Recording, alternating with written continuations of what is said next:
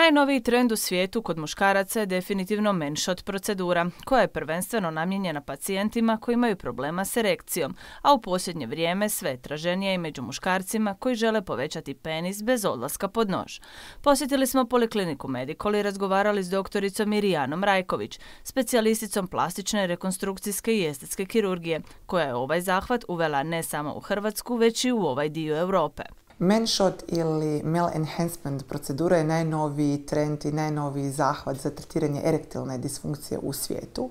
Radi se pomoću krvi obogaćene faktorima rasta koje dobivamo od samog pacijenta.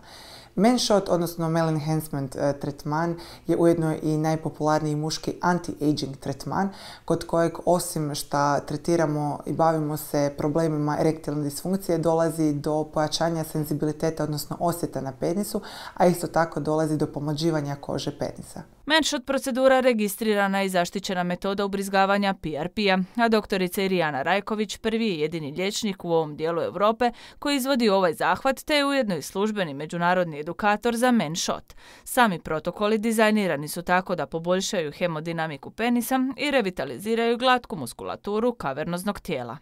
Menshot je naš najpopularniji tretman kod muškaraca jer apsolutno ništa ne boli i izvodi se u lokalnoj anesteziji. Nakon pregleda kod doktorice Irijane Rajković, klijentu se iz vene ruke izvadi krv koja se centrifugira po posebnim protokolima.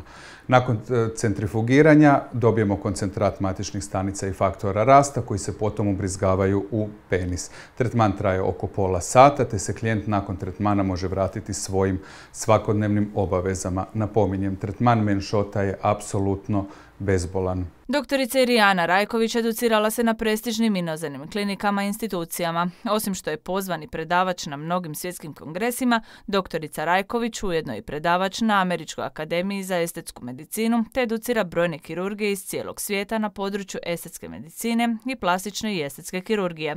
Do sada je educirala preko 600 liječnika od Amerike i Europe pa sve do Afrike i Azije, te se smatra jednom od najvažnijih internacionalnih influencera na području plastične i estetske medicine i kirurgije u svijetu. Vrlo su interesantni podaci Mayo klinike koji govore da svaki četvrti muškarac nakon 40. godine života ima neki oblik erektilne disfunkcije, odnosno studije John Hopkins bolnice koja nam pokazuje da se problemi s erekcijom javljaju 3 do 5 godina prije prvih kardioloških simptoma, što onda možemo reći da u biti problemi s erekcijom su nekakvi prediktori za prve probleme sa kardiovaskularnim sustavom. Menshot uz to što liječi erektilnu disfunkciju uzrokuje i povećanje penisa pacijenta za više od 10%, a zbog povećanja senzibiliteta penisa pogodan je i za one koji imaju problema s postizanjem orgazma. Za pacijente koji se odlučuju na ovaj zahvat iz navedenih razloga, on predstavlja svojevrsnu rejuvenaciju ili facelift penisa. Učinci tretmana traju godinu dana, a pacijentu vraćaju samopouzdanje i zadovoljstvo u seksualni život.